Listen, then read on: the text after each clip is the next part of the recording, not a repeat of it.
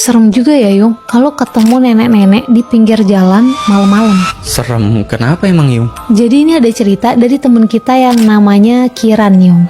Pas itu dia ini mau jalan-jalan ke suatu tempat wisata sama suaminya, berdua doang. Mereka naik mobil nih. Kiran sama suaminya ini sebenarnya nggak tahu jalan. Jadi mereka berdua ini cuma ngandelin maps doang. Mereka sengaja jalannya sore dari rumah dan di jalan tuh malam, biar sampai tempatnya tuh pagi buat nikmatin matahari terbit gitu lah. Jalan kan tuh, keluar dari tol, mereka ini lewat kayak jalanan yang gak terlalu besar, ngelewatin hutan juga, agak ngeri sih. Cuma ya gimana, orang diarahin mapsnya tuh ke situ. Sampai udah di jam 2 pagi, mereka udah gak terlalu jauh nih sebenarnya posisinya sama tempat tujuan mereka. Pas itu mereka ini jalan dimana kanan kirinya itu sawah ya, gak terlalu besar jalanannya, paling cuma muat 2 mobil kecil, dan itu juga sempit banget kayaknya. Pas lagi jalan ini, Rafli bilang kalau nanti ada tempat istirahat dulu aja ya, sekalian nunggu subuh. Dan ya merem bentar lah karena ngantuk. Nah pas lagi asik-asik ngobrol nih, tiba-tiba mobil ini kayak nyenggol sesuatu. Ngerem dong buat ngecek nih, takutnya mereka nabrak sesuatu gitu kan. Pas suaminya Kiran lihat ke spion mobilnya, ternyata dia lihat ada nenek-nenek yang bungkuk banget gitu, dan lagi pegangan tiang yang ada di sana gitulah.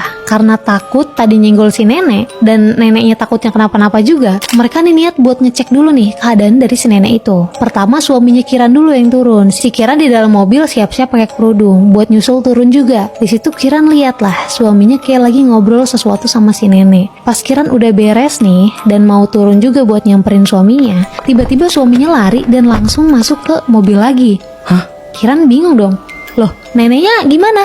Nggak apa-apa. Tapi di situ suaminya diem aja, nggak bilang apa-apa. Di situ Kiran lihat kalau suaminya ini keringetan, mukanya juga agak pucat. Ditanya kenapa juga nggak jawab. Udah tuh mereka jalan lagi. Pas mereka mulai jalan, Kiran ini nengok buat lihat ke arah si nenek, make sure gitu neneknya nggak kenapa-napa. Tapi pas Kiran nengok, nenek-nenek itu tuh udah nggak ada. Si Kiran juga jadi agak bingung tuh, si nenek ini tuh kemana? Sedangkan di sekitaran mereka ini kan sawah semua, bahkan pohon besar aja tuh nggak ada. Kalaupun si nenek ini ke sawah, ya pasti kelihatan dong. Karena ngerasa ada yang aneh, Kiran milih buat diem juga. Pas udah jalan agak jauh dan mereka ini udah ngerasa jalanan agak rame, di situ udah mulai tuh ada beberapa warung dan supermarket juga. Mereka udah agak tenang, sampai mereka ini nemuin ada tempat makan yang parkirannya agak luas. Mereka istirahat lah di sana. Di situ Kiran nanya, kenapa mas?